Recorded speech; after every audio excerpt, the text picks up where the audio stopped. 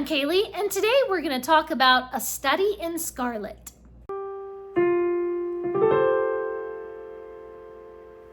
I recently reread A Study in Scarlet with this beautiful edition illustrated by Vincent Mallié, so I thought we should dive in and talk about Sherlock Holmes. Before we jump in, I'm going to reach back here to our Booktuber Shoutout book, and we're going to shout out somebody randomly. Today's shout out goes to Kristen Craves Books. I will leave a link to their channel in the description. Be sure to go over and subscribe to them. And if you haven't already, please do subscribe to this channel and give this video a thumbs up if you love Sherlock Holmes. So Magnetic Press sent me this excellent edition of A Study in Scarlet. They sent me a review copy in exchange for a free and honest review. And it just got me really excited about rereading some of my favorite Sherlock Holmes. So this is the first adventure of Sherlock Holmes when Dr. Watson and Sherlock Holmes meet for the first time. This edition is utterly gorgeous. Just look at those fun end papers with a little silhouette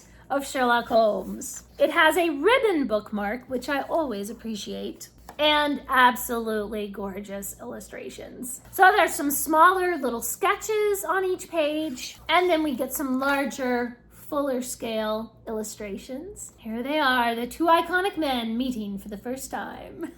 And there are a few places where we have these longer 2-page spreads. Really, really powerful, beautiful illustrations. Just this artwork is incredible.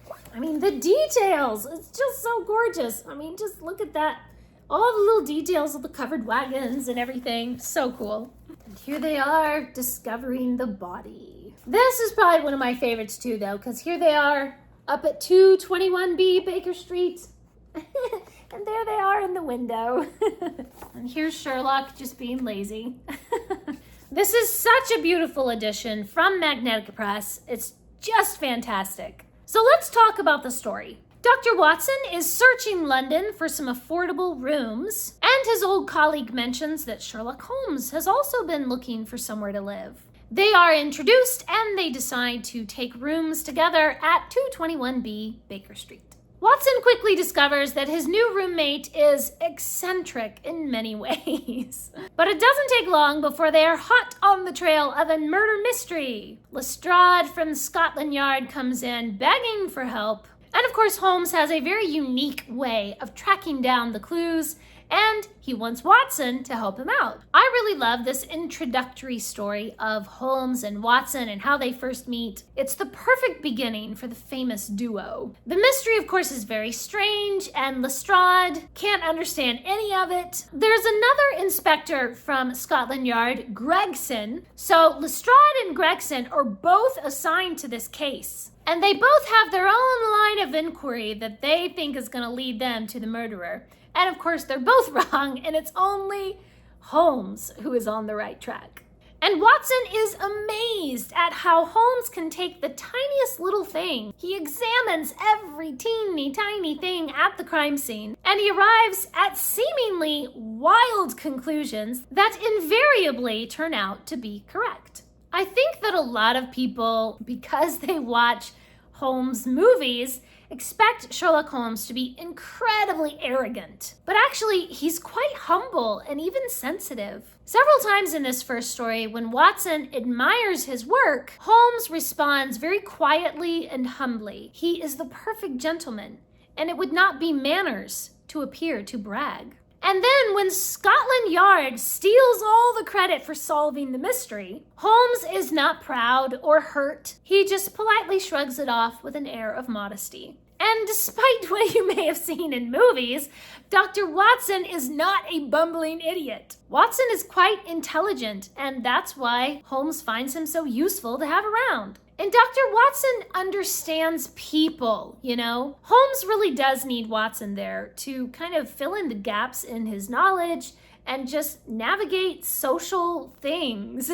I really love the straightforward writing style of the Holmes mysteries. Doyle has this amazing way of weaving in a bunch of random clues into a knot and then carefully unraveling them in the most logical fashion. I always say that if you haven't read a lot of classics and you're feeling intimidated to get into classics, Reading the Holmes stories is a great way to start. There are also a lot of short stories, of course, and the writing is simple enough and straightforward enough to be easily understood, and you have this exciting mystery adventure to capture your attention. That way you can kind of work your classic muscles a little bit. You can sort of gain the confidence to be able to read classics before you dive into something a little more meaty when it comes to classics. I do love this book, and it is wonderfully written. However, the structure of this book is ridiculous. We start out the way all the Holmes stories start out, with a story being narrated by Dr. Watson in first person. Holmes and Watson spend the first third of this book discovering clues and having little adventures. Then Holmes declares, out of nowhere, that he has captured the murderer. But he doesn't explain anything about the mystery. We don't know who this murderer is or how he did it or anything. Then the narrative completely switches to a flashback from like 30 years ago, which is told by an omniscient narrator about an old man and a little orphan girl who are starving in the desert in America. And they are rescued by Mormons on their way to Utah. It is a completely different story. Now, there are a few small hints as to how this story might be connected with the mystery that Holmes and Watson are investigating, but for a long time, we are stuck in this other story. Then we are finally dropped back into Holmes's story from Dr. Watson's perspective again, and the mystery is explained, and we get a confession from the murderer, and a long explanation from Holmes about how he knew it all along. This is just terrible structure for a novel. And yet, somehow, it works. Doyle is just such a genius at capturing your attention with that other story that instead of killing the pacing, it actually ramps up the suspense. It creates even more mystery. Even as things are being explained, there's even more mystery and suspense. Any other author who tried this would have a dead story right in the middle. But somehow Doyle manages to make it shine. Still,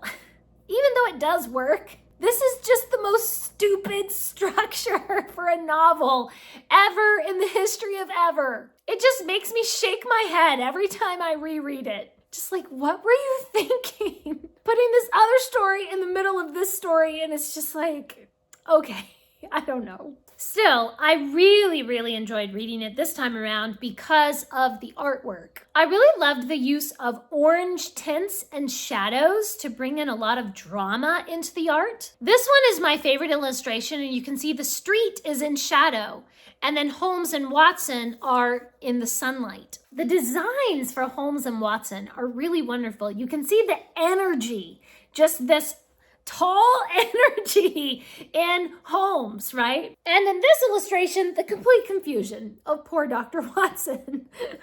This artwork just makes for a really special edition of this favorite classic story.